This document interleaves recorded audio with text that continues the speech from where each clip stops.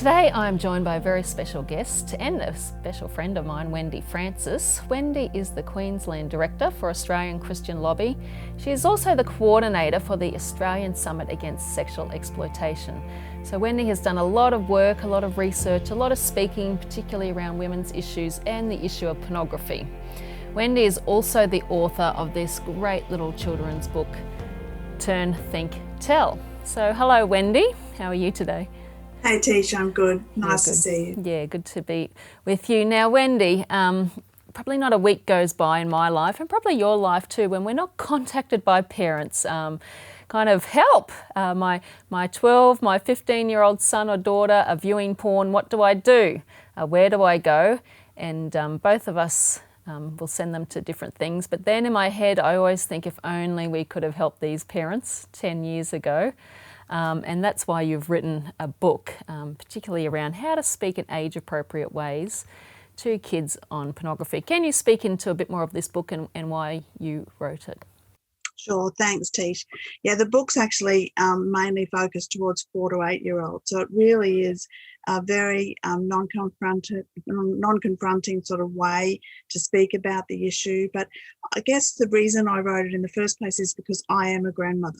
So I have 10 grandchildren and I was witnessing the different way they were growing up and the different world they were in, than particularly me, but I think also your generation, Tish, and my children's generation, that it's different for them. And so I realised that our children, this was the same for my children too, but our children perhaps more desperately need an opportunity to have open communication with their parents about things like this. So they need to be able to talk. And this was a way of starting that conversation in a very simple and easy way.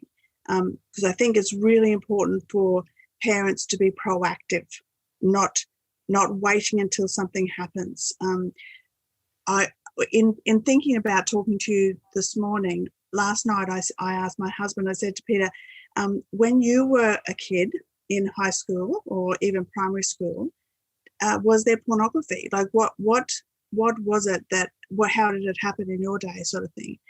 And he said, honestly, there was nothing. And he said he remembered some of the boys going to the library and actually getting out, they were probably science sort of books, I don't know what they were, but they got library books out to try and satisfy some sort of a desire to see that sort of thing.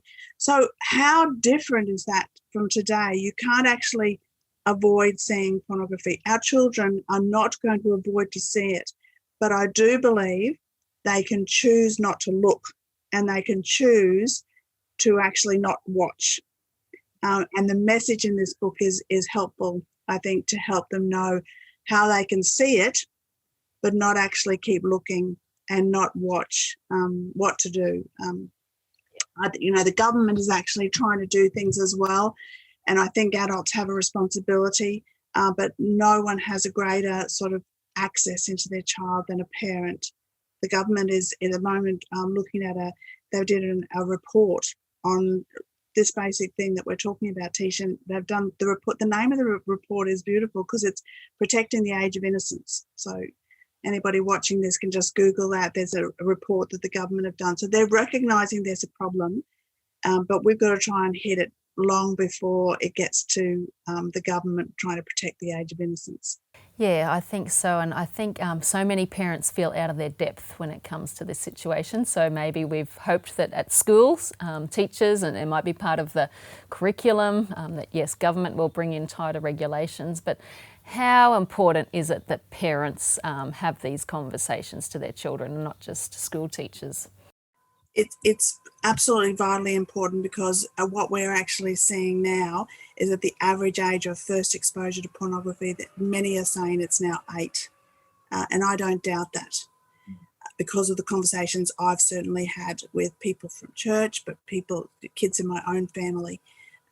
So when we're talking about 8, we're talking about a child who really cannot process that well without adult assistance. And so this book doesn't actually talk about pornography as such, but it actually tells them there's going to come times when you see things that make you feel a little bit uncomfortable, or mum and dad would not like, or rude things are being shown. And it just gives them an opportunity to know, okay, this is what mum and dad said that I should do. So it gives them an opportunity to choose.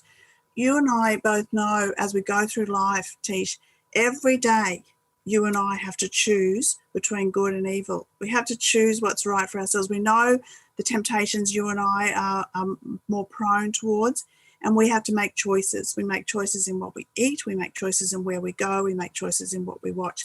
And this book is just trying to help children know, how do I make those choices to actually step towards the light and not the dark. And I love your title, Turn, Think, Tell. I mean, these are 3 simple things that, you know, a 4-year-old can pick up. What are you encouraging them to do through those 3 simple words? So the turn is immediately to turn your eyes and your face away from whatever it is that you're seeing. And in the book, I explain that that could be something that's rude, or it could be something that's really very angry and violent. So turn your face away, and then straight away think of something that is good. So there's that verse in the Bible, whatever is good, whatever is pure, whatever is lovely, think on those things. I think that that's really important, because we've got to immediately fill our mind with something else. So I explain, you know, a birthday party, or you know, just something fun, a butterfly, a beautiful scene, going to the beach. Think of something good, and then tell. I think it's really important that they then tell their parents what they've seen, so that their parent can explain it to them and take them further.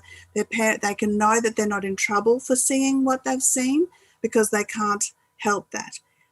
You know, what I have experienced is that I've seen children who've gone from happy, very satisfied, content children, innocent, to having seen something, but we don't know they have, and they have turned overnight into angry, hateful to their parents, awful to their brothers and sisters, and there's just this real switch in their behaviour.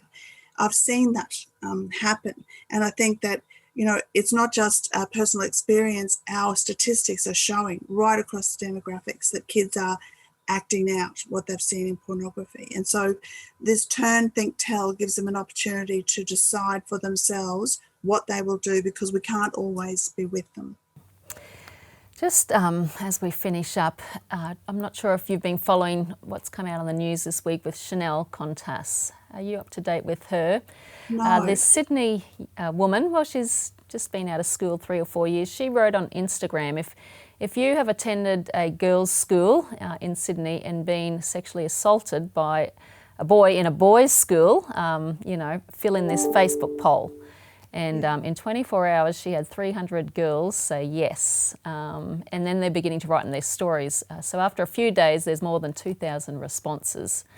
And again, it's just overwhelming. And she started a petition calling for greater education around consent in schools, which sounds nice, but I think, again, it's almost all too late. And, you know, how much of this is a result of a porn-fueled culture? Well, a lot, if not just about all, because we also learnt just recently in the paper, there was a story of a Sydney primary school.